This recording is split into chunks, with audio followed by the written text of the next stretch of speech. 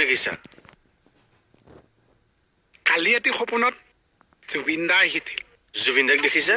বিদ্যা মোৰ লগত ধেৰ সময় কথা পাতিছে, মানুহৰ কথা পাতিছে, মোক খবৰো লৈছে, গছৰ কথা পাতিছে, গান গাই শুনাইছে।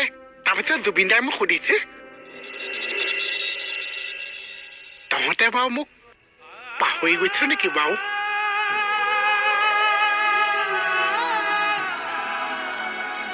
মই কৈছো আমি আপোনাক নাপাহৰিছো দাদা।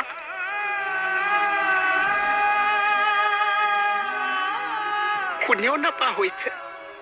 তাৰপিছতে জুবিন দা যাবলৈ ওলাইছে। মই জুবিন দাৰ হাতখনত থাপ মাৰি ধৰিছো। মই কৈছো দাদা আপুনি নাযাব, আপুনি নাযাব দাদা। জুবিন দাই ধুনীয়াকে হাঁহি এটা মাৰি কৈছে,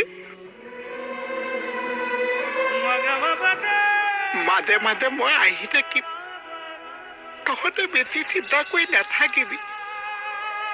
জুবিন দালে বহুত মনত পৰিছে অ কমল।